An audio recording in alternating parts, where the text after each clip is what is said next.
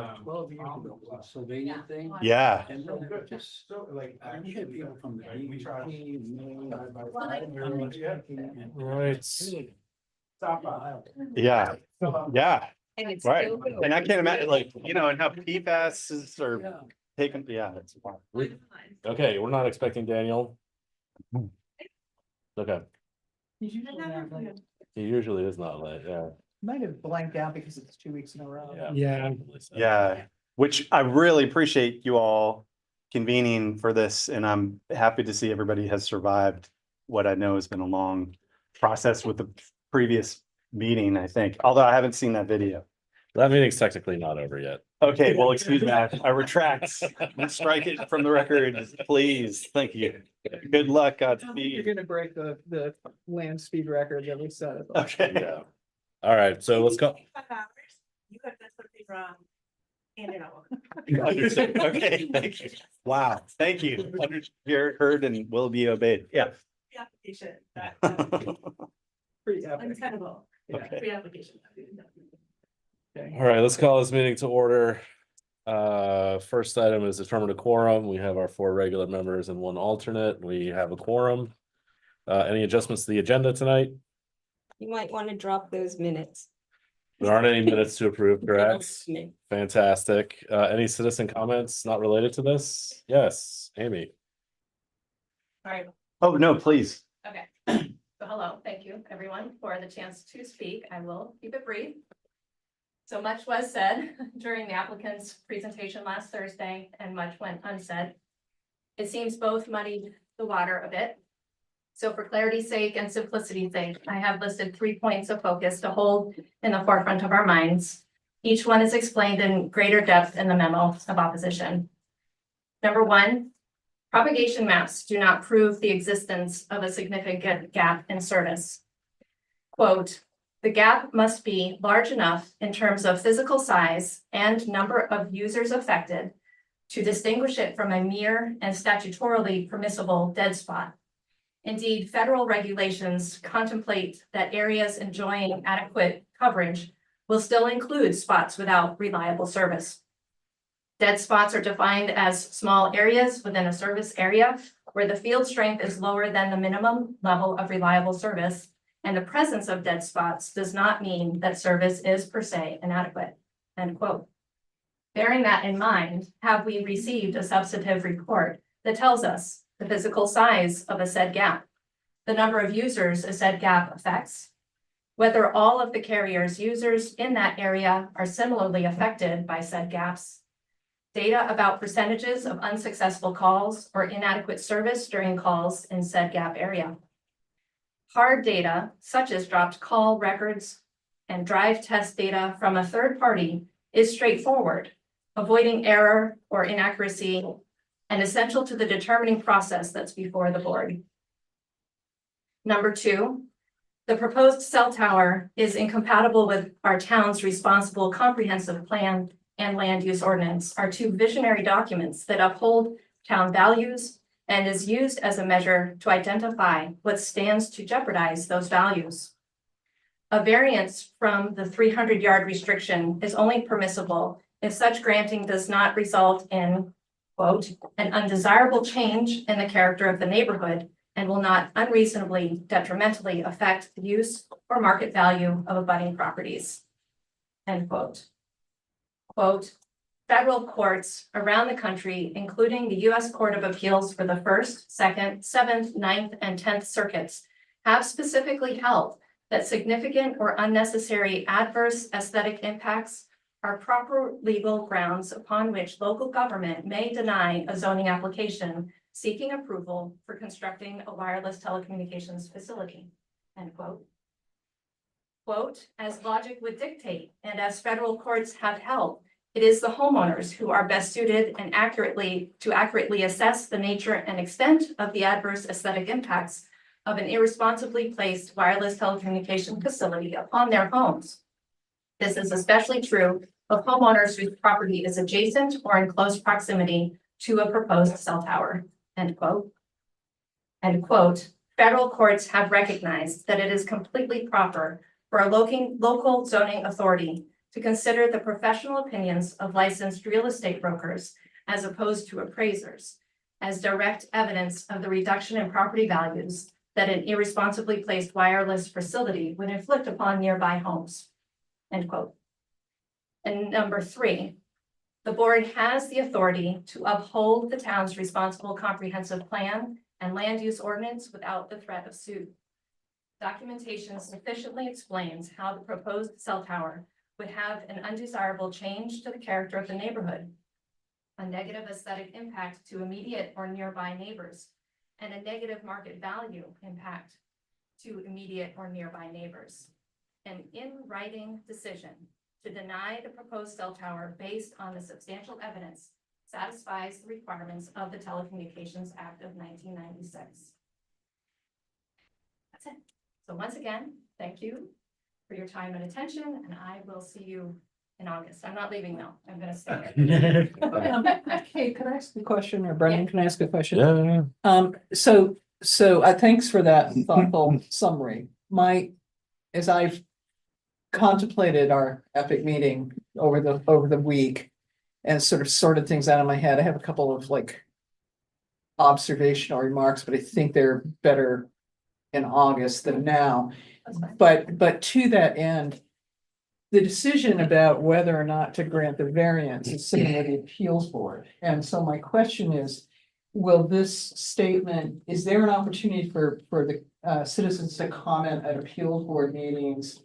And so I guess I would just encourage that everything you talked about, from what I heard, was related to whether or not to allow it in the first place. And I think, if I'm understanding the process after all this time, that according to the lawyers, if we end up having it because of other, whatever, however the process plays out, we would deal with mitigation requirements guided by the land use ordinance manual, but not the whether or not. So I guess I would just encourage that somehow what you just talked about gets in front of the group that's actually gonna make the decision about the variance. And the appeals board finally decided today that they're meeting on August 6th. It's gonna be So that'll be the next the meeting, next appeals board meeting, and where will there be a they're taking up the whether or not to grant the variance. okay, so that happens before this. It will happen Meets. before the planning board continues to meet. Okay. They were supposed to meet last Thursday, and we didn't get to their meeting, so this is the rescheduling of that. It will be noticed and posted and letters sent to abutters. And that's helpful for clarity too, just to know that it's the chicken and the egg. I mean, I think that's part of what we've been trying to figure out is, can something go to the appeals board before it's without having first been denied by the planning board? Yeah. But it sounds like it can. And it can, Okay. asking for a variance. Okay. Okay. Thank you. Thank you for your time. Yeah. I'd like to just comment on last week's meeting. Now, I don't want to belabor the point, it was almost 5 hours. I literally had to leave because I had medication I had to take at 9 p.m. So that's why I slipped out.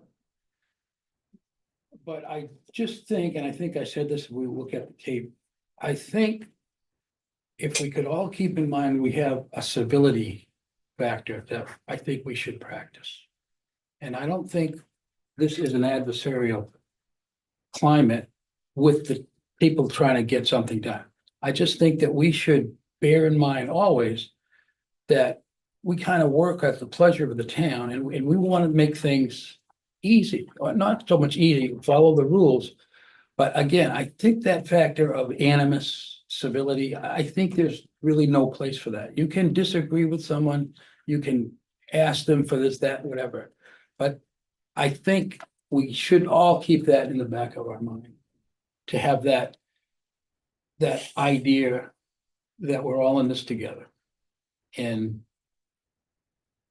my mother always used to say, son, use manners, good manners, because they're free, use them. And I just kept thinking of that. We should be civil and well-mannered and professional. When we look at the land use ordinance and have moments, I know there's some things that we want to update, some things we have to update for state statute that we have to look at in the next 6 months. But we also just flagging that we don't have any meeting limitations. Which some municipalities do say that meetings cannot go past 10 PM or cannot go past 4 hours in length. Just because towards the end of meetings, people get hungry, they get tired. We have, elderly folks Yeah. on the appeals board who are driving at night, things like that, so we can take that up at another time, but just to put in your brains that there are other municipalities that do have meeting minutes, so that's something we can also. Yeah, I mean, there is a health Good concern. suggestion. There is, I mean, myself. So I think you gotta weigh that. I've never seen, I've been on this board longer than anyone. I've never seen a meeting go that long, not once.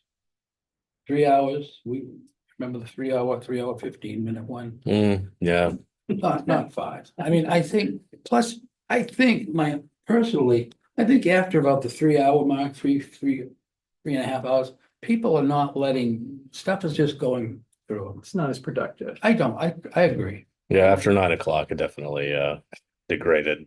Yeah. Yeah, I was saying, Well, I was hoping that we were gonna get to a point where we could at least finish the applicant's presentation.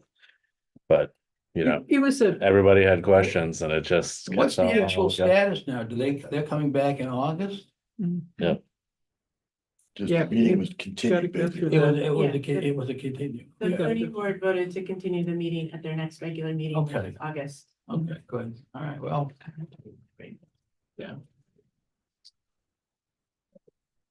It's the whole thing is like, it just feels like between a rock and a hard place. Because I mean, it's clear to me what the people in the town feel about this. But this group is really limited in what it can do. And and that's kind of wrenching. So, the process can play itself out. I hear you. Frustrating. Yeah. Okay. Any other comments? Well, I'd like to comment and that I really appreciate you all making sort of time for this meeting out of the sequence like that, especially with such long kind of service being put into single topics like that. It's not easy. So thank you for doing that. And we really, really appreciate it because we know this is service on your schedules and everything and from everybody involved. So thank you. That's my comment. Great. Well, let's dive in on your subdivision application. Oh, okay. Well, thank you very much. And I, so without further ado, and not setting a timer for myself, but my intentions are to be as brief as possible, even though from what I've heard, we've done a little bit of an unusually or content-full presentation. The intent of that is to just really share our intentions and where we're coming from. My name is Bob Massengale. I'm a licensed landscape architect in Maine, and although I've kind of stepped back a little bit because we've had 2 young children in our lives, and that's been part of this process that's kind of delayed. And then my wife, Lily, who's an interior designer. So we this is kind of our first attempt at thinking about a community that might grow a little bit beyond just the walls of our home. This is the kind of a sketch plan meeting preliminary review just to share where we're coming from, what some of our interpretations are, and get some guidance and support from where those might be adjusted or better met, and if there are any kind of red flags that come up for the committee. So I'll try not to wax too poetic. This is starting off with an image at the end of the property. We all might have come across the label Hoff's Point on any kind of USGS or maps on Google Maps even. It's feels pretty significant to have a family name that's an important family for Waldoboro's history that's on maps. And this is kind of the end of that point of the property that's kind of a granite. I don't know if Pluton's the right word, but it's a nice sort of interjection of the land into the river, a little bit deeper, but tidal river here. And next slide.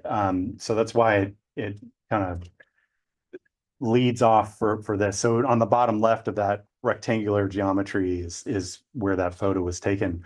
If you, this is kind of an aerial with some of my markings delineating a rough approximate boundary. In yellow is what I kind of call the homestead area, which is where kind of a, for lack of a better word, I'm not an architect, just a landscape architect, but I would call like a farm cape, sort of central chimney, 4-room house that's there. We had a barn and it was a lot sketchier than we had believed it was when we had purchased the property in 2023. So unfortunately, the barn has come down, but we salvaged beams and timbers and things as we could and brought them into the house. The pink is what we call kind of the garden area of the property. We've got a heart, kind of that emerald heart on the bottom portion is old field and meadow, currently kind of meadow pasture land. To the top is a timbered area that Richard Hoffs and his partner Paul had or selectively thinned, I should say, in 2016 and 2017. That's an area where you'll find we're trying to focus any kind of lot development. And then the areas that I'm calling kind of shoreland forest are on the top left and bottom left where the point is and some other features. So click through just to summarize, go ahead and go again. This is what we're proposing, just to show you early so you don't get dulled by the description of the property. Click through again. We're talking, we have an abutment from the Van Gun main Audubon Preserve, about 30 acres, if I'm recalling that correctly, to the north, directly abutting. Click through. Thank you, Kate. I don't know why I didn't get my property boundary, but it's about 34 acres of land and then about 4 more clicks. We're talking an open space cluster subdivision is what we're thinking about after reading through the ordinances. These would be a range of 1 to 1.3 acre lots that would be more of that cluster, less than the 2 acres that's kind of coming from rural residential. Click through a couple more times. This is modified in terms of the triangular weird shape. The geometry might come down a little differently and more rectangular. But the 3 darker greens would be kind of limited development, larger parcels of 3 to 5 acres. And then what's the other lighter kind of avocado green would be some form of conservation space, whether it's deeded trail access for neighbors, you know, or the community, or if it's held in more of a common LLC or an HOA is to be determined. But Can you be more specific about the definition of limited development versus? yeah, again, speaking more ethereally about that, if I can, I think the intention would be a property that would have kind of conservation easements probably associated with it. So in terms of like limitations on any future subdivisions of those properties, what types of build outs could happen on them and things of that. If I'm not misspeaking, that's where we're thinking about that. And those, you know, and if you click through further time, just the idea of some kind of either with deeded access or easement, but the idea of bringing, having people being able to walk through mown paths and things like that down to the point. We might explore if there's an opportunity for off a ledge, like, or a different part of the property, maybe a place for kayaks or some kind of a access for the river that might be a limited way, but that everybody in the neighborhood could have some kind of access to is where kind of our thinking goes. So that's what the orange dashes kind of represent. Yep, thank you.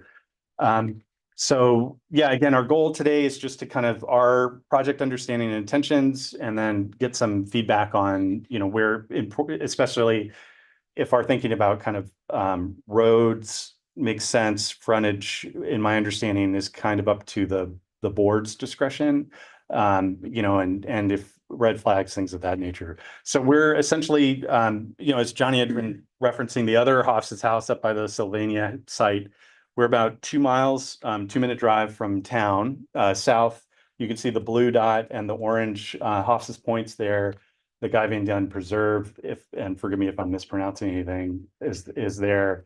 I don't know, you can see, I'm assuming the community church from different vantage points in some of the fields, which is lovely and something that we would hope to enhance.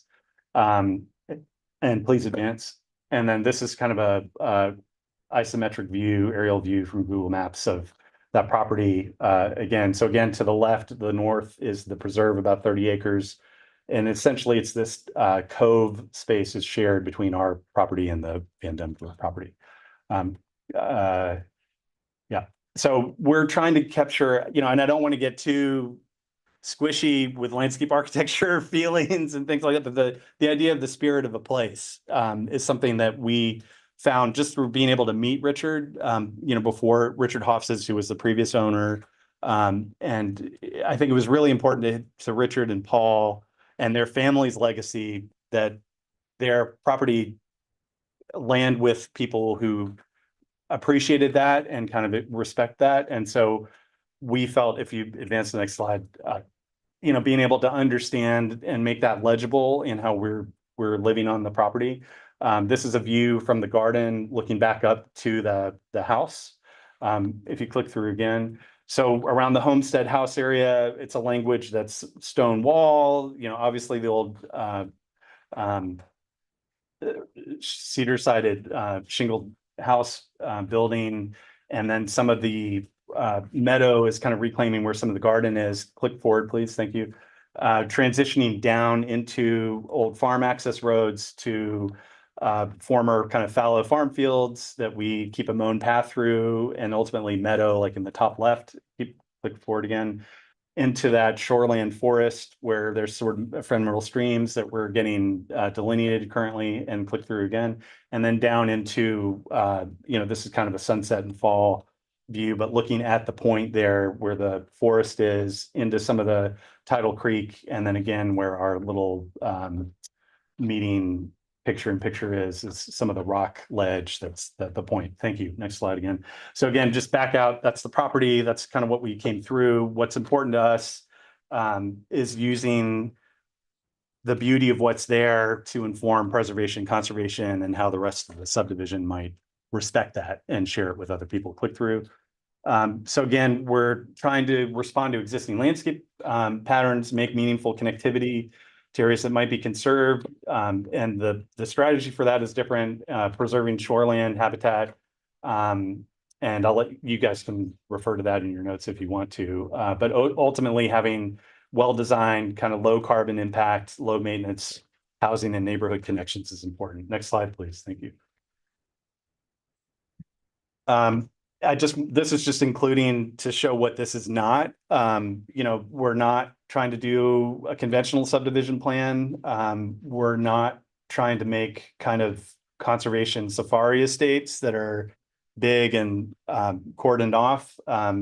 While we appreciate co-housing and things that are up in Belfast or things in Brunswick, this is not like massive multiplex housing in a spot. This is more some single family home type things, maybe. I mean, who knows, without painting myself into a corner, but having the character kind of preserved that meets the village and kind of the rural history and site space. Next slide. Thank you.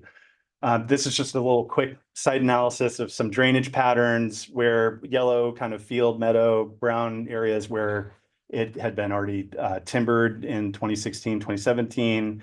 Shoreland conservation zone and preservation zones are in the red and orange, closer to the tidal area.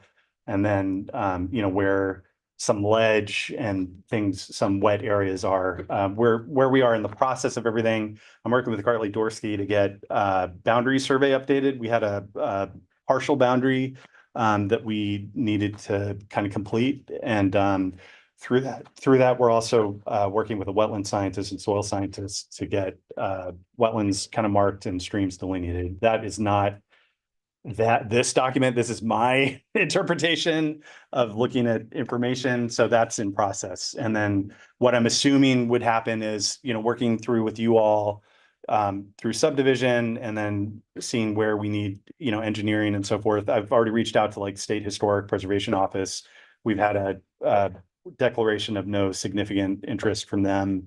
I've reached out to the DOT, and Donnie for what he's thinking about in terms of the road, and we might need to extend off of the right of way from the entrance to asphalt that for Hoff's Lane and so forth. But we're kind of still in the process, and my brain is melting from parenting two small children and doing the renovation and everything. So we're trying to fit that in as we can. Next slide. Thank you. So this is just a character example of the timbered areas. You can see a lot of saplings, dense growth, interspersed between a lot of logs in here. There's a boundary with the Van Dunn Preserve. That's a stone wall that obviously would be maintained, and there probably would be a buffer there. So you could have a trail access that could connect to the preserve and so forth.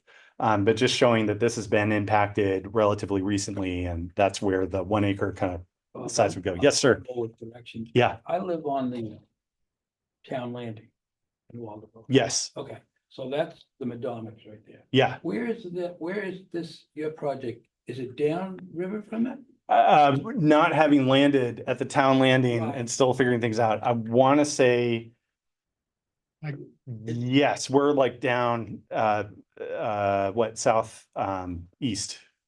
So You'd be on the cell tower proposed. I'm not sure where the cell tower, No, we're it's still there. basically, Well before the cell tower. we're a little ways south, from Fred's place in the store of lumber and everything.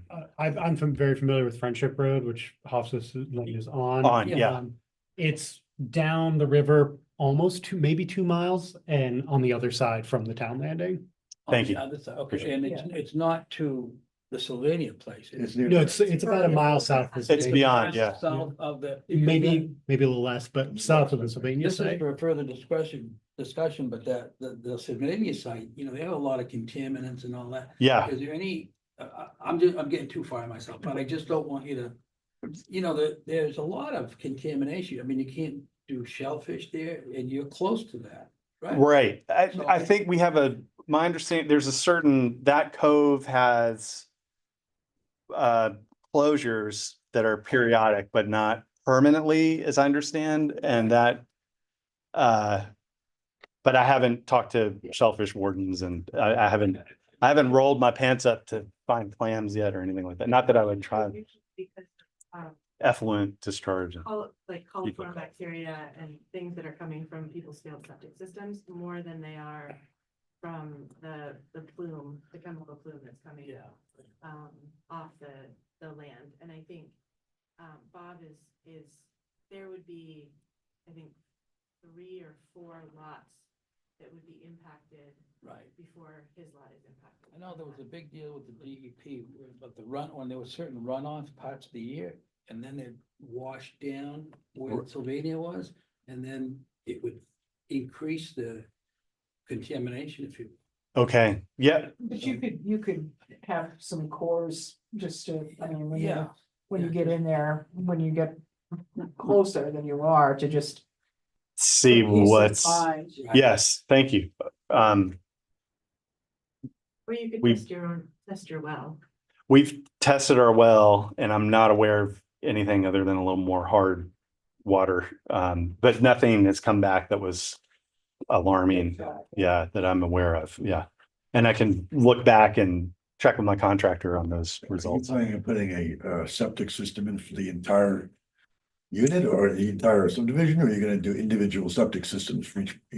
We are not at that place yet. I think it would be, so anything I'm saying now would be, kind of subject to being better informed from, some of the wetland soil test results and things like that. I mean, I would assume if we had a hybrid of some shared systems, that would probably make lower impact for the larger area and still give a little bit of flexibility. I mean, it would suck for the whole thing to go down and everybody to be kind of out of a, so, I mean, we'll see what the land, I think, has capacity for and what would make the most sense, I think, if that, not to give you a generic answer. but Well, given the slope of the land and the way that the water's gonna run off, and the fact is the stream that runs right through it, Yes, that goes right into tidal wetlands right, and then right into the river. yeah, I would think that, it'd be problematic to put, 8 or 10, whatever, 8 septic systems into that and let that all drain into the river that way. I mean, yeah, you're totally correct. And I think,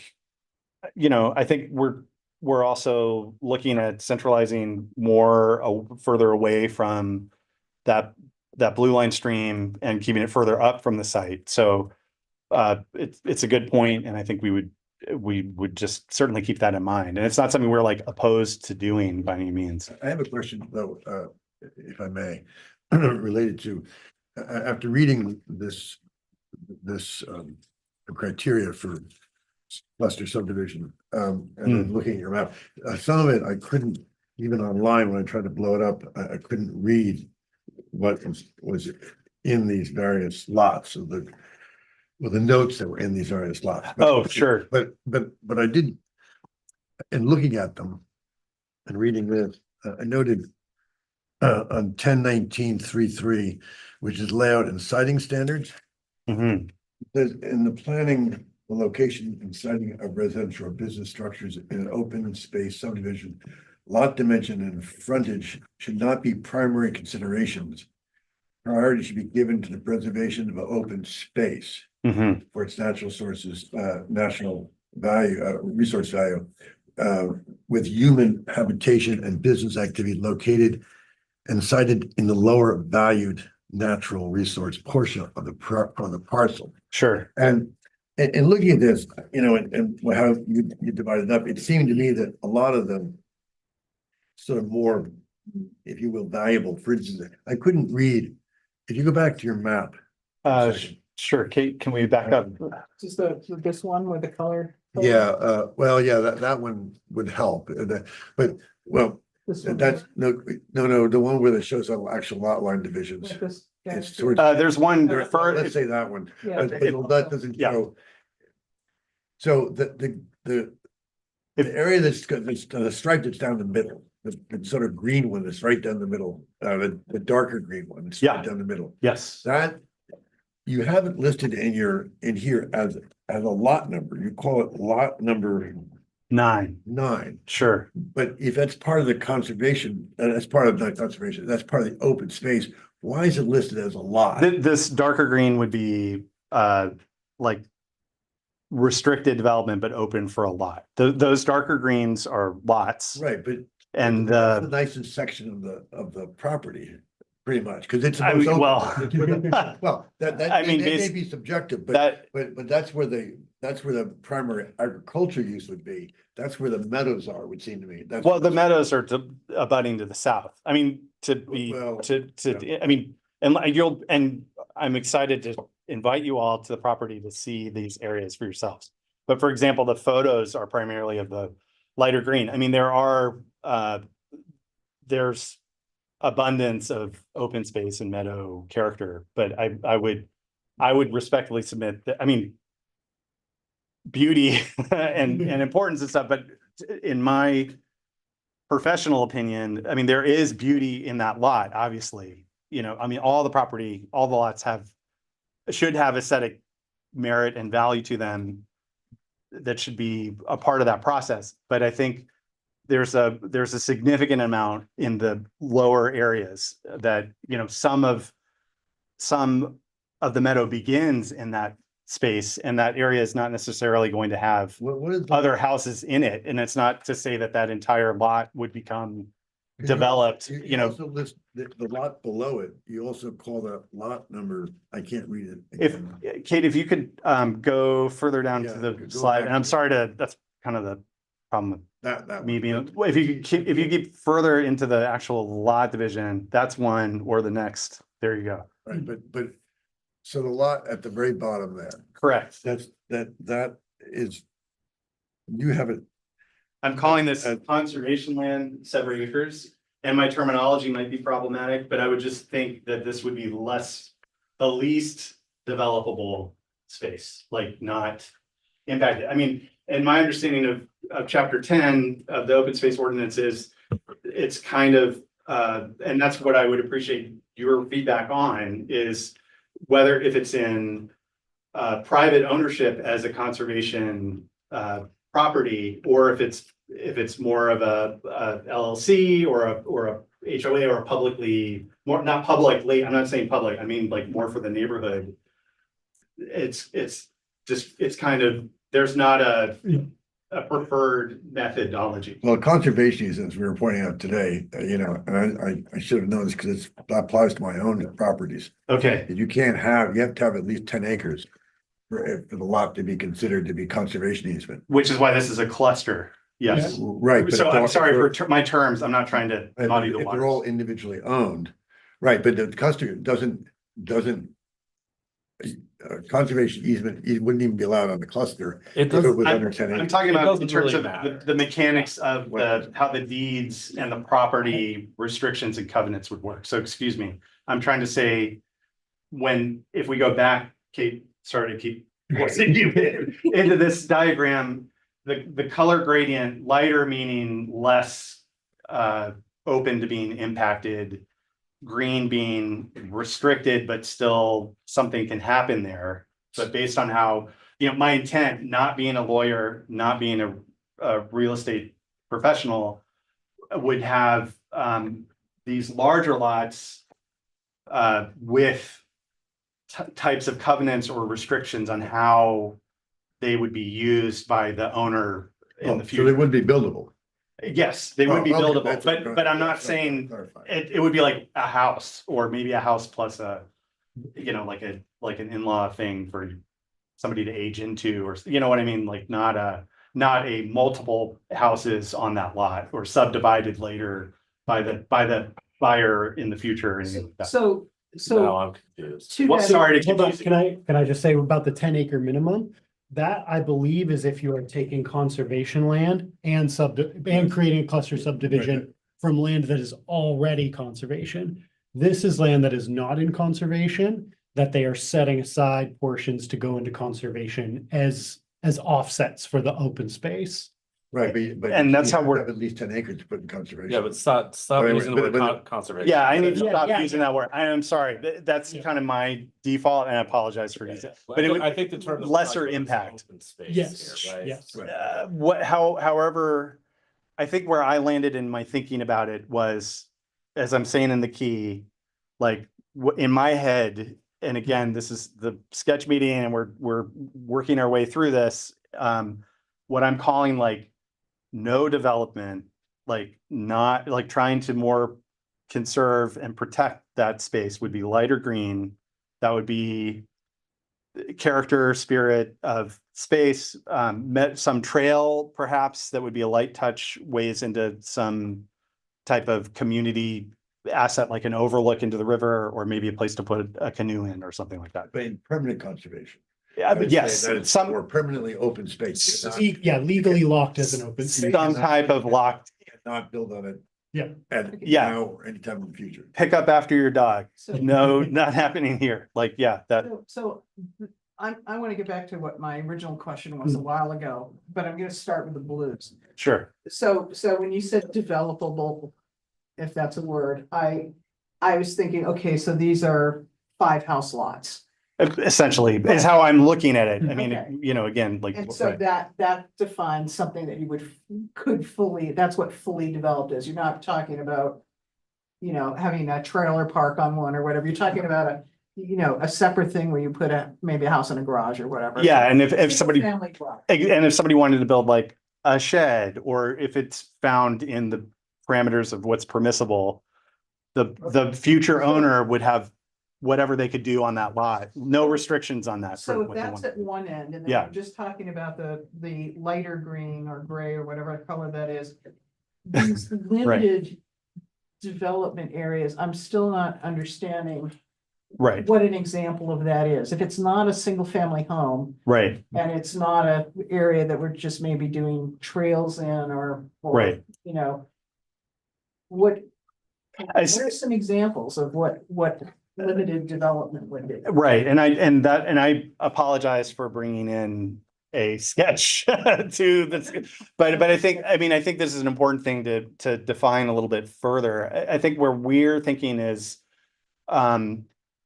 essentially it would be like a single family home, And, but again, with like, for the thing that leaps to my mind, and I don't know if this is appropriate or correct or not, but for example, if space were to allow like an ADU or something for that to happen, maybe, or like a garage or something like that, there would be that, but in a very like limited area. Is so like essentially, and Kate, help me out if I'm missing out on anything, if, or neutrally interject. Question which might help. So the state law and state statute just changed. Our land use ordinance needs to change with it to allow for, I believe, up to 3 units. I think three. 3 units per lot. Now, 1 main house unit plus 2 ADUs. Our ordinance says 1 house unit plus 1 ADU. So there's going to be an increase in the number of allowable ADUs per state law. So if I'm understanding this right, the blue lots would conform to, they would be allowed to have, say, a house plus 2 ADUs as conforms to the state law, to what our land use ordinance is going to have to be. They could develop more units. The dark green lots would have a house lot, but maybe a covenant in the deed that restricts them so that they can't put a bunch of ADUs on the property. Maybe it might be 1 or a limited, yeah. And frankly, in my thinking, I mean, you don't want to cram 10 pounds into a 5-pound bag with a smaller lot. So, I mean, I think we would probably find some kind of what we deem as and with, you know, input from other people about like what feels appropriate. So you're not getting like a gnome village of. Yeah, So how can what's you get around state law by using a covenant? I mean, the state law is state law. You have 2 ADUs on it. So how can you put a covenant in that would permit forbid that? If there's a restriction on the deed, deed restrictions are always a little bit suspect because who enforces them? The town doesn't enforce them. So, you know, deed restrictions are what they are. But they could be less permissible than state law site by site because that's an individual's purview on their own land. But I would think that the state would override that because it would null and make that deed restriction null and void. They might in a court of law. It has no case law. Yeah. But the other question I have is that, because I saw you mention here somewhere about the 5-year rule. So 5-year rule. about subdividing again. So are any of these lots, would that be part of the deal that these could not be subdivided? You couldn't use the 5-year rule and come back and subdivide one of those other lots into more? I mean, I think that would be like our intent would be to, and that's my understanding. So we've talked to Midcoast Conservancy to get some input on, you know, them being conservation professionals and doing a lot of easement work and so forth, but like roughly to understand how that would work. And yeah, like, and how I think what I've read, and forgive me again, I'm blurry for other reasons, but the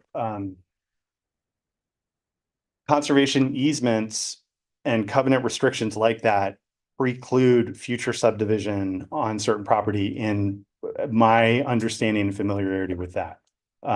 So yes, to answer your question, I think not being a lawyer, not having argued in front of any kind of state Supreme Courts or whatever, I mean, at least it would be more onerous to do that based on what our intention is for how that property could be used. And because to come back in 5 years from now and then add another 5 buildings into that lot, to me would would not be Because of Right. the keeping with zone the on those sites, intention they're of what pretty you're trying to do. restricted. absolutely. But in another side of this helped me understand it a little bit. When you do, and pardon me for trampling over, and I'll pause for oxygen later, you know, but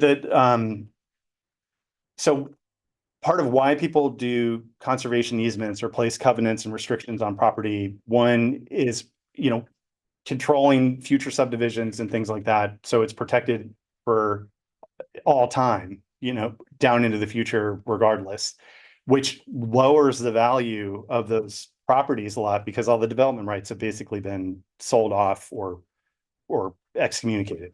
So there's no, like that's part of why they're attractive to some landowners or people that are not to, I mean, I'm not trying to lecture anybody. It's effectively like HOAs that there's rules about like, Yeah. what color you can paint things. I'm just giving examples, or how high a Right. building can be, or Right, it's like that. Right. But Well, what maybe, I don't know, I think so. sizes of roughly the blue lots versus the dark green lots? So blues are roughly, 1 to 1.3 acres or so, depending on kind of where they are and site conditions of that. And we're learning more as we're going through this. And again, forcing it to be a half acre, like you'd find, which we could do, given my understanding of chapter 10 and cluster. In my math for the net unit count that this property could have, it's like 10.4 lots. We're proposing 8 and not going a full build out. I mean, that's like, for some developers, that's like leaving money on the table or whatever, but it's showing, our intention to not have I think part of what you're talking about, Eric, in terms of like future subdivision or things like that. So the intent is to, try to keep something sacred for a neighborhood to enjoy. And, subdividing a 1 acre lot would be kind of.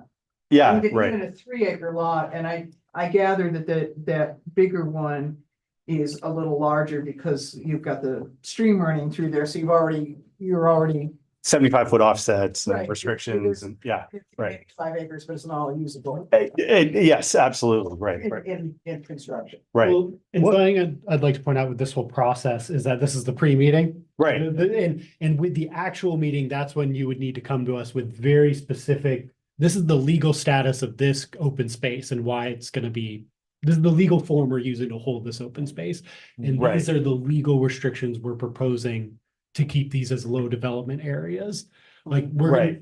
for the actual meeting, that's when we absolutely need those specifics. This pre-meeting is just feeling out options and trying to Yeah, find the best understanding what fit you're talking for this about. project. right, and the intent, but I mean, and the no red flags, like this Right, might but be one for you. Certainly it'd be nice if out of that 34 acres, 10 acres of it put into conservation, which is the minimum requirement. Because Well, that's- so it cannot be built on. My understanding is if we are proposing to do cluster, which is going below 2 acres, which is required for this land use typology, then it's the difference of, for example, 2 acres and we're doing a 1 acre lot, the difference there is 1 acre. So then for each difference amount in aggregate, it would be if we had, so for example purposes, 2 acre requirement, we're going to a cluster that's 1 acre, we would then have to provide 1 acre of equivalent open space, not 10 acres. So for this, it would be, in my understanding, and that would therefore, for 5 lots that are roughly an acre, say, that would be 5 acres of open space. Although this would be a little bit less because it's 1.3 But acres. you've actually got 2 pieces that abut each other, 7 plus 2.5. I mean, you're almost at 10 acres. That's 9.5. So, right? Oh, yeah, Yeah, yes, we're right. well over Right, the we're requirement. well over, right, I mean, this is getting academic, so we're well over the requirement, and then in my understanding, and I hope this is correct, is not having, that there is, it's kind of an à la carte, you could do private land ownership with restriction that would have open space outcomes from that, or like an HOA common ownership, or however the mechanism is for other open space. All that is to get to that number roughly 5 or 4 point whatever after the calculations are done.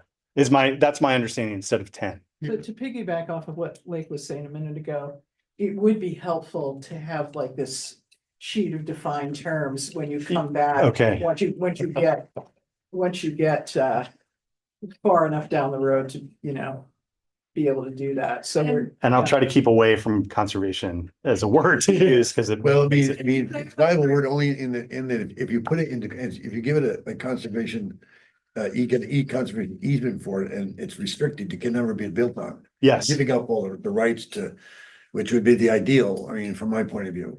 But Just But to it's not clarify for required. the It's board- no, it's not required, but it sweetens the deal, certainly, that's a lot, because if you can if you go by the 5-year rule and you can come back and subdivide, to me, I mean, I trust you, but what if you Well, sell? I mean, then Sure. somebody else comes in and says, you know, or is that lot even for sale? Who owns all this open space? I Right, mean, you haven't determined that yet. Could you talk about being owned by the association possibly, or owned by right. a single entity? It could be you, it could be somebody else. So that should be clarified. We completely agree, and that's the intent, I think, to your question and concern. Yeah, so, and forgive me if I haven't spoken publicly in a while. I'm not trying to get elevated if I'm losing my volume control, but I appreciate that, and I think you're It's a right. Lovely Yeah. idea what you're doing. It just. Yeah. But it does, I agree, it just needs to be.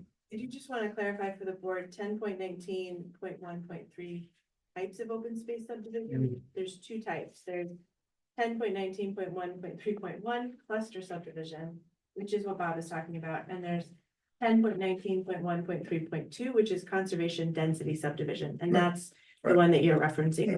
Which is not related to this. It's not- And I that's where the I conservation realize. board just sort of I understand. muddied the waters a little bit, but what Bob is talking about is 10.19.1.3.1.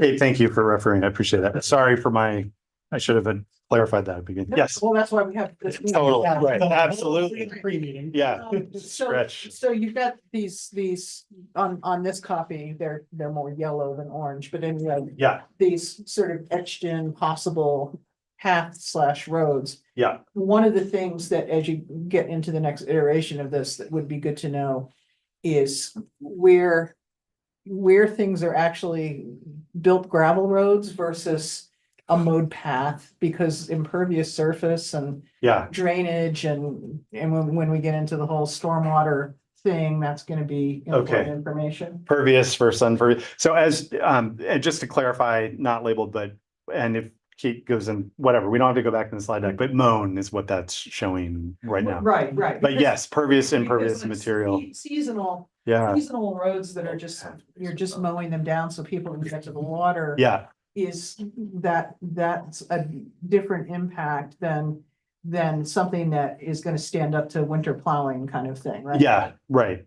And, Okay, the drill there, but understanding that will be an important part of the conversation. okay.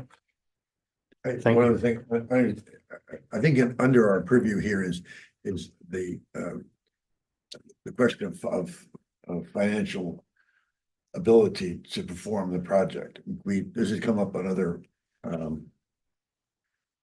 subdivisions before. Okay, You own the land, yes.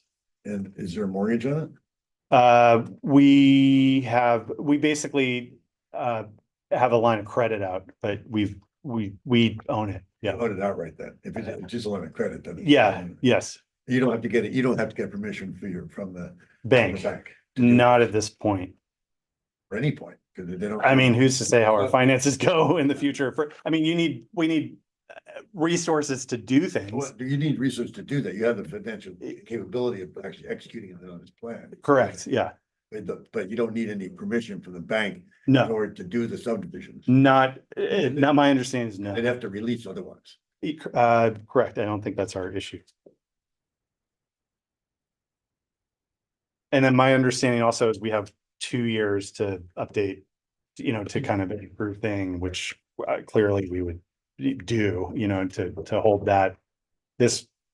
Whatever the approved plan is and everything to public record and all that, as required. I would like to ask about the road you intend to put in for access to all the houses, because Yeah. under these conditions, we're allowed to waive certain like road setback requirements and road access requirements. So I'd like to see what you're intending as far as how close you want to build to the road and what sort of association you want to put in place to maintain the road. Right, thank you. I really appreciate, that's something I also wanted to talk about and clarify. So what is proposed? I would be very interested to hear the board's thoughts on how, like, because this is sort of, the idea with this would be abutting the Hofs's Road, the lane that's existing. I think I've been thinking about this as its own private road. So essentially, people come down private roads and then there are other roads that come off of roads. And that, clearly would, as small, independent minded people that don't have limitless resources, having a separate private road classification is what we're hoping would be reasonable here. And not a continuation of Hoffs's, because there are already 6 houses. I think there's like arguably a 7th that is there that I don't want to necessarily shine a light on because it's not my property. I don't know what's going on, but we're on the edge of what would be an intermediate road. I think, should we ever have a full 8-unit build out, for that being a separate road instead of it becoming a major private road. So you're saying what you're building, you want to be an offshoot private road from an existing road, not a continuation of that existing road? I would like, I mean, we would find that more supportive of the project, I think, In you a- know. Does the town plow Hoff's? No, Road? it's a private road. Do you want to plow or the road? Is there? Kind of helps understand. Yes, right. what the Sorry. road is. Absolutely, yeah.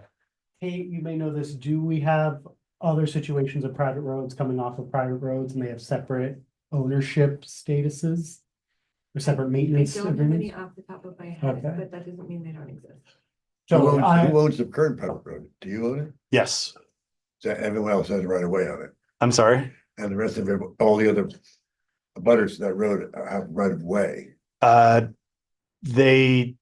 Yeah, well, they have, I can't, there's a lot of murkiness about, we don't have a formal road association. We have an informal thing that Richard kind of said, hey, everybody, you guys are using my road, like, please share the maintenance responsibilities for it. But I don't think we have a formal road. I've seen other covenant, there's covenants in there that are, you agree on people's deeds to support the road. But we don't have a formal road association. It's our road. They don't have formal easements in their. I'm sure they do have, I think they do have easement access, deeded access to it. Be in your deed as well, the giving easement to those other. Or they have it certainly in theirs, it has to predate your deed. Well, our deed is the deed, so I don't know how, I don't think they would but yeah, I mean, that's something I'll try to be more prepared with for. That's kind of important as to It is.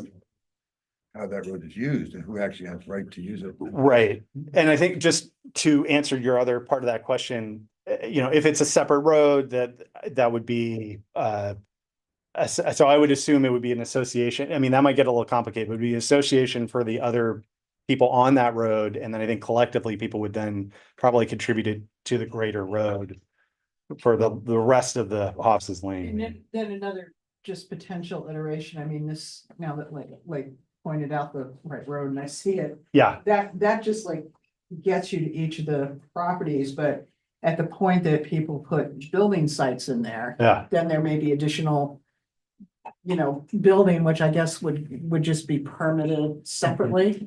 site plan review. Right. I know Kate would probably know. But it's, you know, it's the original, it's this shared road, and then there's still some more potential, you know, driveway impervious surface added, I'm just throwing that out there. Right, Isn't there a limit to the number of houses you could have on a private road? I don't believe so. There's a limit to the number of houses you can have on a driveway. Yeah. But a private road, that's just determined by DOT. What's the difference between a private road and a driveway? 3 Three houses? houses. 3 houses. When you get more than 3 houses, it has to become a road, and a private road has to have a road association. And Right. when it comes to road, what is it, besides the fact that it has more than 3 houses? What's this distinguishing factor, the width of it? It has to adhere to fire access standards. Like a driveway can be, In theory. Roadway with it's- just wider, I believe. It's, Road there's a itself has to be wider. 3-tier classification. It has to be wider. So Right. small is 12 feet, I think. Yeah. Intermediate is 16. Major is like 18, and then you're talking right of ways vary from And a that. private road can be, Any of those 3 classifications. that it can be privately held Uh, by one person. that seems to be our situation, but we might be grandfathered in. I don't know. so under the subdivision standards within, I don't even think this is open space. I think it's just all subdivision. There's very strong language about having to have a road maintenance association for any subdivision of once you get up to the status of a private road. I'm sure that the existing one is grandfathered in, it's different, but for a new one, there just has to be a road maintenance association of some sort. Right. I would think you would want the liability of owning a private road with everyone's using, you have I 10 mean- houses on. I also would think that. I agree with you.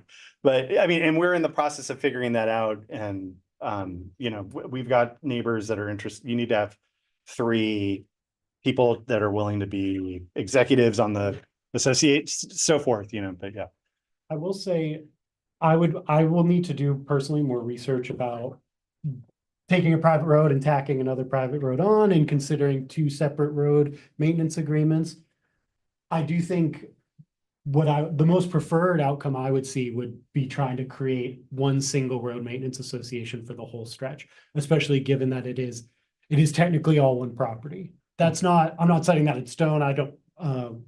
I just think right off the bat, that seems like the most streamlined, sensible approach, but I don't know about other projects that have just tacked on another road and considered them separate. Right. That I need to look into more. Well, and I mean, I appreciate that. And I would be interested if the board felt that like an association for like, you know, think about your circulatory system, you have like a gradation of types of, you know, finer systems coming into bigger things into your heart. So like, you know, we call roads arterials for God's sake. So like that kind of thing.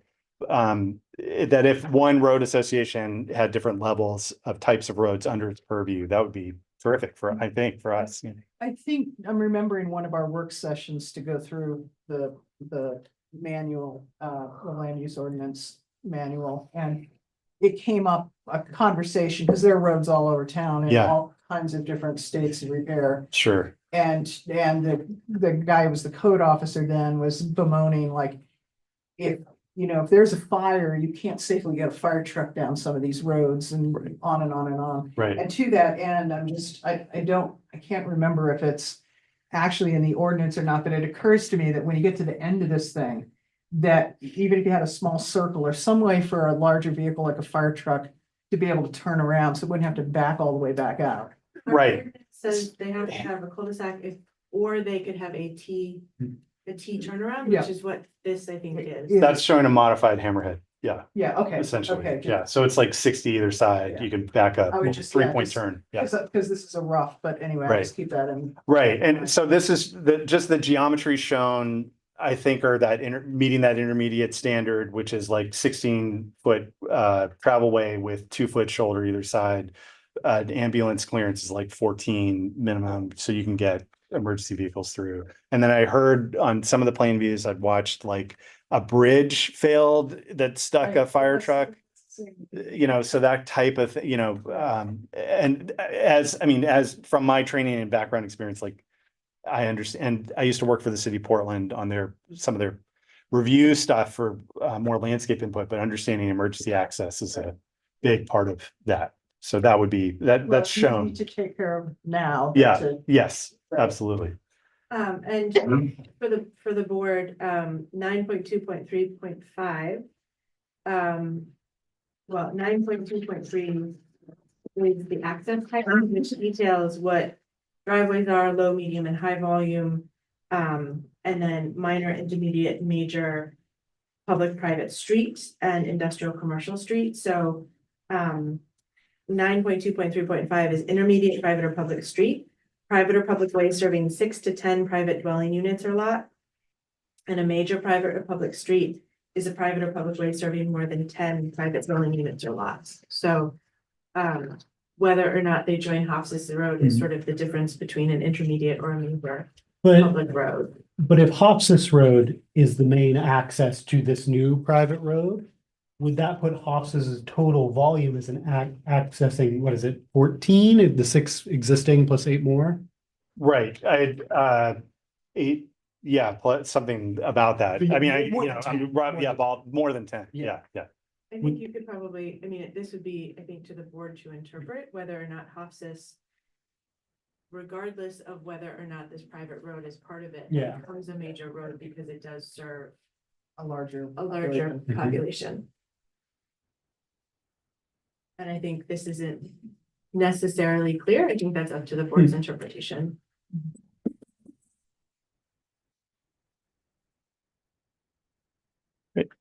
And then I guess one question we had in terms of frontages, and my understanding is it's Kate, 200 feet, 250 feet of 200 feet. Thank you. Thank you for clarifying that. But like how, you know, clearly there would be with a smaller lot, the frontage changes. And so just making sure, would you all be in agreement that that seems reasonable for the cluster open space lottage, you know, as it hits on the road and so forth?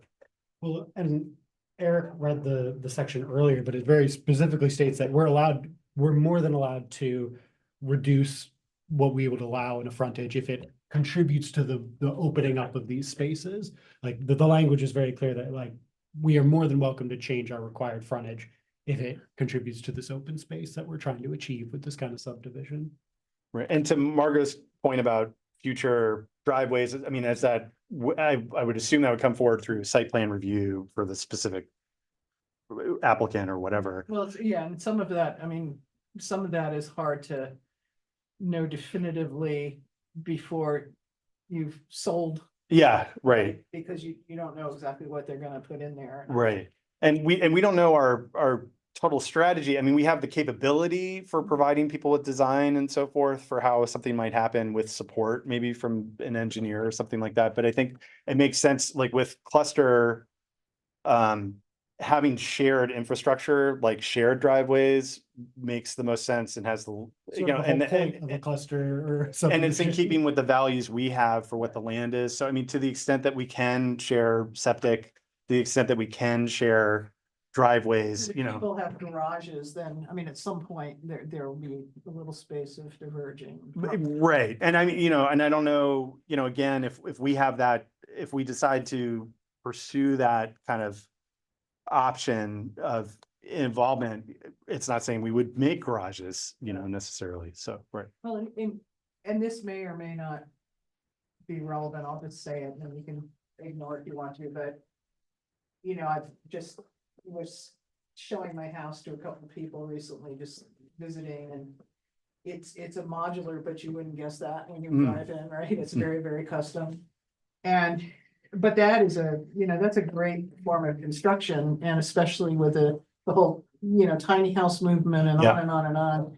I could see all kinds of things like that, and so I'm just thinking ahead on that road and getting, you know, would you be able to get, I'm not worried about turning it around because that's, but could that get into some of those spaces? I don't know if that's a big deal or not to you. I'm just saying it for what it's worth. You can. For driveway access, just making sure I'm understanding. the Well, question. those, when you do houses that are modular. Yeah, oh, how to access to get it Those set up, trailers that come on, I mean, Yeah. they have to, you know, there's a limit in the overall width, and they have to be able to go down a road.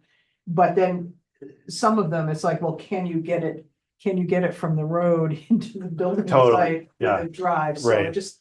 site constraints. Mind. Yeah, absolutely, yeah, that, like, what's, I mean, you'll find, The like, spirit of this, that kind of construction could be very cool. totally, yeah, no, it's a good point, and I think one will, well taken, we'll keep that in mind. And so just to back up, into where we are in the process, you know, we wanted to make sure who we are, what our intentions are, communicate that clearly.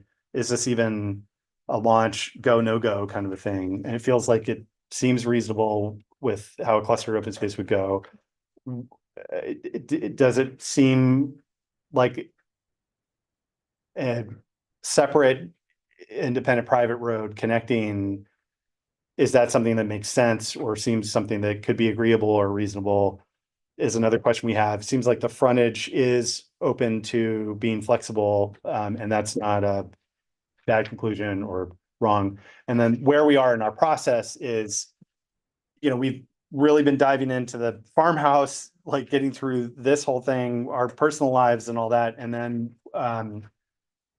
getting into the preliminary feasibility is where we are kind of now, but we're also concurrently doing the boundary survey work, completing that, and getting the, as I'd already mentioned, stream wetland delineation soils in hand. And so, clearly we've got probably some legal feedback and review for definitions and how we're talking about this thing appropriately for next meeting, meeting the rest of the requirements. And then, if things are going to change based on some of the wetland information and site inventory report. But that's kind of where we are here. So, One other consideration, you'd mentioned at some point that somewhere down the road with this, you'd love for people who don't necessarily live in here to be able to walk through some of the property and. I would, in my Yeah. mind, I think it would be great to have other people on the road, have an ability to come down, to the water. I don't know if that would be general public access. Okay, I don't think it would be. so the only thing I'm just gonna throw in the back of your mind is if you're doing anything that invites a number of extra cars that Yeah. already have places to park. Park, You right? don't want to be reliant on them having to park on the side of a road. If it makes sense down the road Yeah, to have a small lot or something, a place. right. Right, No, I mean, I think that's a good point, and I think we do have appropriate space that we have capacity for that if it needs to happen. Mhm. But if you think about the Laverna Preserve, I don't know if y'all have been down to Yellowhead and Brown Cove and so forth, but there's like clearly private land abutments and stuff happening there, and stay on this path, don't go over that path, and what, I mean, I think that those things, there's precedent for coexisting with Van Dunn, Yeah. having public access to similar but there's usually like places, if you will, a trailhead where you would, park at, and so, Yeah. yeah, I just yeah, don't wanna access, see something where extraneous cars will wind up in roads that people are trying to drive through. Right. If you get to that place, right, you just don't want that, right? It's Totally. not safe. thank you, yeah, absolutely. I imagine you've thought about how you're gonna make this financially work in terms of what the property values might be. Do you have a range of what you think you might get for the lowest and the highest? I mean, I am building my airplane as I'm flying this thing. So we have we're trying to figure that out. I don't think, I mean, like I said, our intent is not to make like an island thing, but we're also running into buzzsaws of what like construction cost realities are. And that's been heinous. So I think our ideal would be having smaller lots. You would have some opportunity for some type of, I know like Croft, for example, is a Rockland based prefab carbon sequestrian, not like equestrian, excuse me, but kind of prefabricated modular home that's super efficient, low maintenance, all that stuff.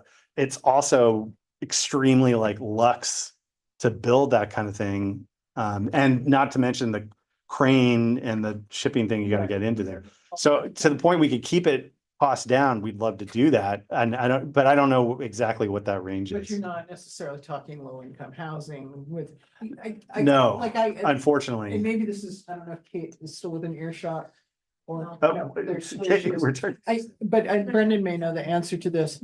Is there a something that you can say in a subdivision that kind of targets just overall size of the structures, like, you can't build 5,000 square foot houses, or, I mean, is there something that can put it into a lane, or is that just you sell it and it's.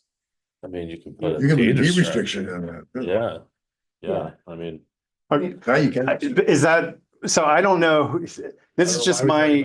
is this the purview of the board to Well, put that's- that That was on? my question, No. basically. Okay. Is this the purview of the board or not, but just. No, but I was just curious whether this is medium income housing or whether you're intending it to be very expensive housing and. Right. You know. I mean, our intention, we come in peace, like, I don't, our intentions are obviously to make something that is a positive contribution to Waldeboro that preserves the spirit of this land and contributes meaningfully to Waldeboro. And Waldeboro is a community that has a wide range of housing types and Without question. people who No, pay taxes here that I'm I learning. I so- think this was raised in the spirit of, have you thought of this too? Right. And just trying to be helpful, not. Thank trying you. to- Yeah, no, I appreciate that. Yeah. I will say the open space subdivision clauses, they do ask for potential demonstration of the production of affordable housing. It's not a requirement. Right. It's one of the examples of things you can get out of a cluster subdivision. Right. Not a requirement, but it is in there. So if you could, maybe when the actual application, if you have a ballpark for some of these lots, you can say, oh, this lot actually does qualify as an affordable lot size. That's just a consideration, Right. not a requirement. Sure. Right. And I don't want to like lay bare my Yeah, eviscerated heart for like what costs we've sunk in it and like how all that stuff works. But I mean, we clearly would be interested in exploring that, but I don't know how feasible that is ultimately, unless we were to take an approach that would be like integrating Well, ADU or it's just a- super small scale things. Way to be intentional about your decision making, and you can choose to be super intentional or a little less intentional. Right. You know, it's just, Right, yeah, right, I mean, it's just decisions for you to make, but if you're going down a certain road, like, this is a off the wall example, but some people are building like tiny house communities, right? And so if that were, if that were your vision, right. then you would probably wanna figure out whatever, but all this is in the spirit of just trying to be helpful to you. Thank you. Yeah, no, and I don't mean, forgive me if I get a little like No. sensitive, Right. because frankly, we haven't fully flushed all of it out there. And I know we started, it's, I don't even know which side of brain is what or whatever, but the ADD kind of like getting in trouble in school side is where I kind of fall into. So I'm trying to figure numbers and things like that, but it's, Well, I'll say, I think this is a very intriguing proposal as it sits here, and I look forward to hearing more as you go down the road to developing it. well, thank you. That feels mysterious, but positive and appreciated. Thank you very much. Yeah. You had a question in your presentation about the net developable area calculation and how that works with. And I didn't understand what your question was from your note in there. I also am a little fuzzy on how this works because the way it's written in our land use ordinance is not easy to understand. And I'm trying to find that, and I definitely had questions through this process. But I think in talking with Kate, I've understood how that is. So and again, I was a little sharper when I was really in the document a lot, which was a few months ago. But my understanding is, and Kate, please correct me if I'm wrong, but you tally up your unbuildable area that, reduce like tally up the whole lot, the whole acreage, 34 acres. What is all the offsets, easements, unbuildable space, subtract that down, reduce it further by shoreline protections, shoreline conservation zones and so forth. That's like another 6 acres that comes off of the top for units you can make. And then you get into what it is for the rest of Waldeboro land use. And then you reduce it by a further 20% of what the land is. So what that, like, I thought at first it was like, you can only develop 10 acres. And I was like, wow, that's a lot of, we're trying to be generous, but that's really restrictive. And then I realized it's not acreage, it's working with Kate, it's units. So the units were from whatever, following that calculation, it's like, my math got me around 10.4. 10.19.3.2.3. Is the- 10.19.3 is the general requirement. Allowable density. And there's density for 5 lots or less. Oh, preserve. Yeah, and then, The allowable density for all other developments shall be based on net residential density. So, the net developable area. Based on the general performance standards in Article 7. You take the total net developable area and you, reduce it by 20%. You divide the reduced net developable area, by the minimum lot size required by the district, which in a rural district is, 8,000 square feet. 1.8 or 1.9, something. 1.87. And then, that gives you. So you divide it by the minimum area lot size in the district to obtain the net residential density allowable. So that's the calculation. Right. Ask me to do it on- Yeah. Sorry, I lost the last part of it, but yeah. I will say that your interpretation of the net area buildable and the offsets aligns with my understanding of the ordinance. Is Units, not acres. yeah, units, not acres. Yeah. And just the math you worked out of, oh, these lots are 1.3, 1.5. The excess has to be set aside as Open. the open, like that. All of that calculation I've seen so far aligns with my understanding of Okay. that section of the ordinance. That's great. I appreciate it. And then conversely, the larger than 2 acre lots would not Yeah. count into Yeah. that. They're just a regular lot. Right, okay, thank you. Okay, and then I guess I didn't know, and I'm sorry, Brendan, I'm not trying to be paranoid, but I didn't know if you found a note or something that pertained to this project or a different kind of thing for. Are you talking about me handing my? Yeah, and I just didn't know if there's a, Talking about, this is about a previous conversation. Oh, okay. I just, Sorry about I just that. discovered that, there's a line in here that says a lot for a dwelling unit created as part of an open space subdivision shall not be further subdivided. There you go, So right. so There were I- easy feet. thank thought you, it that's was in great, there. yeah. Yeah. So it has its own armature, which is even stronger being in your code, but then if, whatever, so sorry. What about Okay. a lot that was not created for dwelling in? Well, as far as I know. the Well, only- that's an interesting point. As far as I know, the only.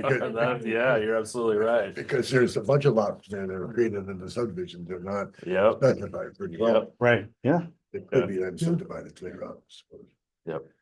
So that would be our, going through our legal process to, at least on our part, to what we can do to protect our intentions. Kind of clarify that, yeah. So I have some closing notes and thoughts about this whole thing. I just Okay. wanted to see if there's any more of your presentation you wanted to show us, or if you've basically gotten the gist of it. I think that's the gist, and I really appreciate your I totally didn't mean to go on this long, so thank you all. This isn't long at all, apparently. Oh, apparently, yeah, who knows? Well, Another half yeah. hour. Yeah, you're only in the second hour. I mean. Okay. So. But- So again, as far as I've read this particular part of the ordinance quite a lot. Yes. And I'm sure we're all gonna have to think about it and research it more. Nothing I've seen has been a major red flag, because I know that's part of what you're looking for in this Yes. pre-application is what are the red flags? The big notes I would have is we need to explore the new private road versus the old private road, whether or not that needs to become one whole high traffic road, or if we can consider both medium, intermediate traffic roads, or one an intermediate and one a high. Obviously, we'll need to see some sort of road association for at least the new part.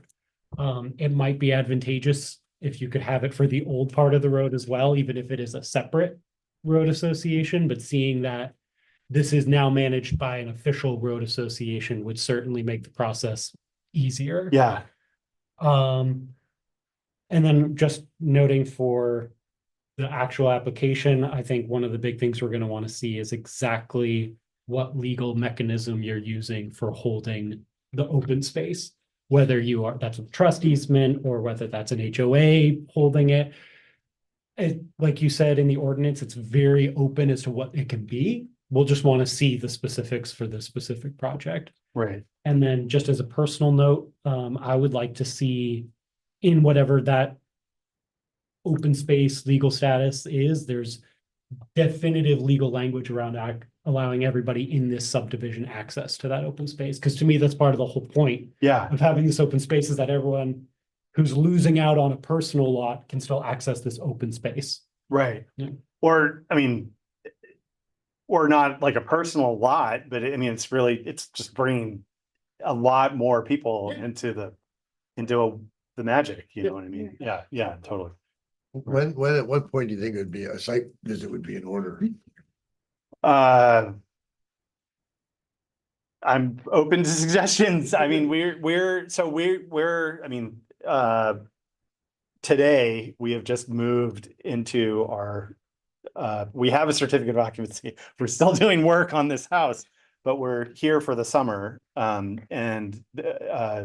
Yeah, we would be delighted to host you all at some point, soon, just to get a sense of the space. I think we would have more refined things, obviously, you know, a couple months down the road.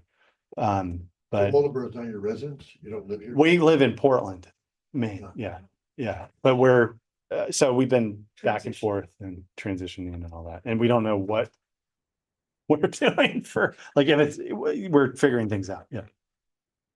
Well, I mean, you have a more of a sense of your timeline, when do you think it would be more useful for you to have that feedback from, I mean, it may be a little early to do that, it's. For the site visit, you mean? Yeah. Well, so I think it would be helpful, and again, your input is helpful here too, but I mean, to me, and it sounds like from what you're proposing in terms of the questions or whatever, if we had some time to clearly get our wetland information back and get more of the site information back, and in hand digest it, make some tweaks, and then have some input on approaches that make sense for easement language or covenants or whatever, I think that would make the site visit more productive. But again, if we had, maybe that's what the next meeting is for, is also for that kind of thing. So, I mean, if it's really helpful for you all to be on the site and get a sense of it for yourselves, that's fine and great, and we'd welcome that sooner. But I think it might be more productive if we had those questions. The law Better. would be able to public too. The public would be able to then, yeah, so, Choice. well, there you go. So I guess whenever that would be. Take it to a picnic. Yeah, I need to, be good if our sinks were working better. Days from next Thursday would be the. It sounds a little premature to me, I mean, I guess, well, I probably won't be walking the site because I don't think I can.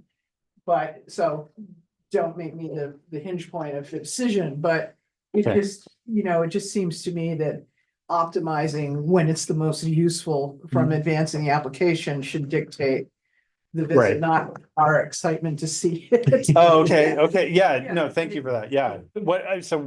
Okay, great, yeah. I just think, I don't know. Yeah, as far as I know, there's no set timeline on when we have to do the site walk. It just has to be Well, at some point in are this you gonna process. be- It has to be before the final Yeah, Right, meeting. right, so, so yeah. I mean, I've been in touch with Kate with a lot of questions to get clarity on language and things, so I mean, I'd be delighted to continue to. Kate is your, Yeah. is your sounding board on that. She would probably have a good sense. So I think you're gonna have another. You've got enough stuff that this is useful for everybody. Another Another sketch. preliminary before you have a final. I don't Uh, think you're gonna come back with a final. Yeah, we have to do 3 meetings. Right. We have to do 3 meetings for subdivision. Yeah. well, and unless you feel like the next meeting, all of your questions are answered thoroughly and you feel confident to move forward, but yeah, It sounds like like what you just outlined. You've got wetland stuff, you've got. yeah, we got some work to do. Surfacing more information. your Yes, yeah, Timeline is, a little uncertain, but. I Yeah. mean, you're probably not gonna have all this in hand in 2 weeks, right, right? So, yeah. Yeah, I think clearly after we digest some stuff and get some more answers would be more effective, yeah. Good to not walk it during deer season, probably, but other than that. Okay, yeah, I'll keep that in mind. Yeah, thank you. Well, unlimited orange beanies. Yeah, exactly. Perfect. Well, thank you all so much for your questions and thinking about this and helping answer our questions. I don't know if anybody other comments or, I had one more thing. yeah, please. I was just reading Article 9 about all of our roadway rules.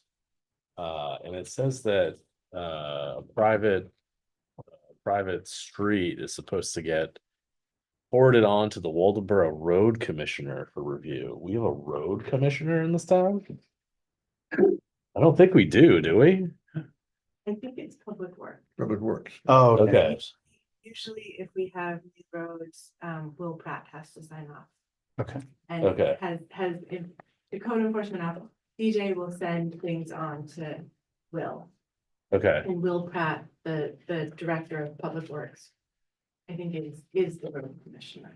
Okay, well, it sounds like whoever is holding this role of road commissioner is the person who would be offering their blessing to taking two intermediate sized roads and connecting them together, even though the total number of houses on those roads would make it into a street, rather, it makes it into a major street. Okay, So I think maybe that's the person who answers that question. right. Okay. Okay, good to know. And That was all I had. And I mistakenly interpreted that for the state DOT rep, which I have talked to, but that was not about the road question, just about other stuff, Just where it connects. access and how that Yeah, connection exactly. works. That's Um, not a bad thing because ultimately you're increasing the traffic and the number of trips per day off of Hobson's Mm. Road onto 220, which is a state MDOT road. Right.